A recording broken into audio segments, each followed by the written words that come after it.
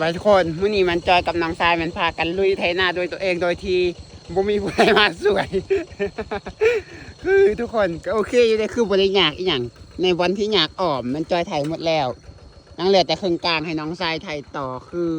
เราก็หาไถปีแรกส่วนจอยก็ได้ไถเล็กๆน้อยๆน้ำอายของจอยอยู่บ้านมาได้2 ปี 3 ปีแล้วมันจอยก็เลยได้ไถน้ำอายของจอยไถเล่นเล็กๆน้อยๆนู่นนี่นั่นแต่ว่าไม่ได้ไถแบบจริงจังแต่ว่ามามื้อนี้มันบ่มีผู้ใดมาสวยจอยกับน้องทรายมันต้องได้จริงจังเลยให้จริงจังเลยคือบ่ต้องมีผู้ใดมาสวยมื้อนี้จอยไถออมอันนี้ครั้งแรกไงทุกคนไถออมนี่ครั้งแรกคือว่าตอนแรกคิดว่ามันสิยากก็คือว่าบ่ได้ยากอีหยังหลายเพียงแต่ว่าเขาต้องใส่แห้งจักหน่อยหนึ่งเวลาออมคันนี่นะว่าสอนคันคือค่อนข้างลำบากอยู่ในระหว่างเราถังนอกเขาแล้วยังถังใน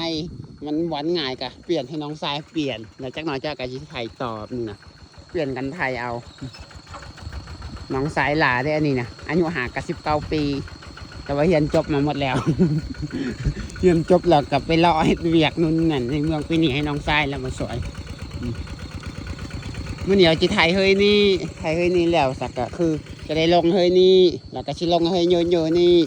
แถวนี้ไทยยากกันทุกคนแถวนี้นะเพราะว่าก้อนหินหลายนะนาเฮามันบ่คือนาคนอื่นนะไทยยากก้อนหินหลายเพราะว่านาวหากกระดุดเหมือหากกระเฮ็ดเหมือไหมมันก็เลยมีก้อนหินหลายแท้หลายว่ามื้อนี้อาจจะแล้วแต่เฉพาะเฮยนี่ แล้วเฮยนี่ก็อาจจะเป็นมื้ออื่นแล้วก็ต่อไปยังหลายเติบอยู่อีกประมาณสัก30,000หรือว่า40,000น่าจะแล้วเขาไทยแล้วเขาก็จิลาดเลยลาดแล้วก็สิเริ่มดำแล้วก็สิแล้วหน้าแล้วจากนั้นแล้วก็ต่องานสวนอีหยังก็คือสวนสาลีหรือว่าสวนข้าวโพดนั่นแหละเขาจะได้ไปถอนหญ้าในสวนข้าวโพดเพราะว่า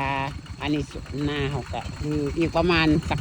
ใจกะเอาไว้ประมาณอีกสัก10,000หรือว่า15,000ใช้แล้วนึง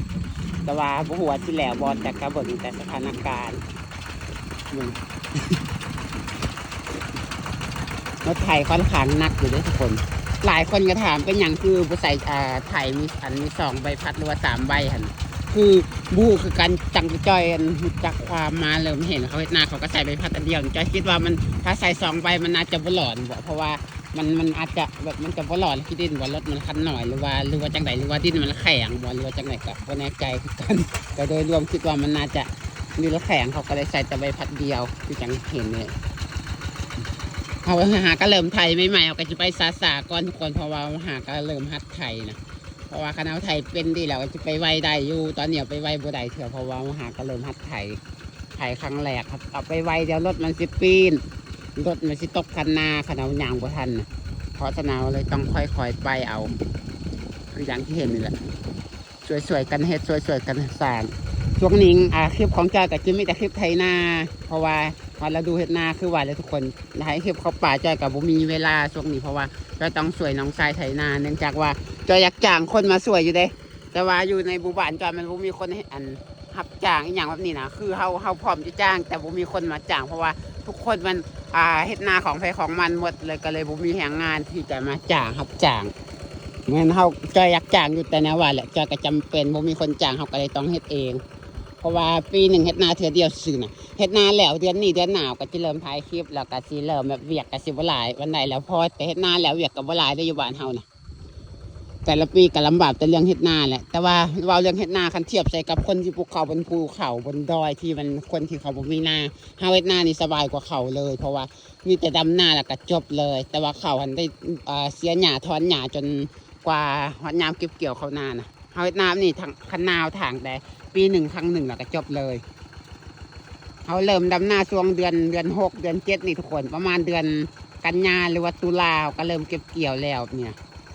เฮ็ดนาอยู่บ้านเขาคือใช้เวลาประมาณ3-4 เดือนก็เก็บเกี่ยวเรียบร้อยแล้วจังนั้นก็คือสบายถางคันนากับปี1ถางครั้งนึงตอนเขาถางคันนามันตอนต้นเดือนกันยาเขาเริ่มถางแล้วถางคันนาถางคันนากันในคันนาบอนเที่ยวอยู่นี่แหละบอนเที่ยวปลูกเขาแล้วถางเอาจักตัดไปเลยก็ทางครั้งเดียวแล้วจบเลยแล้วพบกันใหม่คลิปหน้าวันละบ๊ายบาย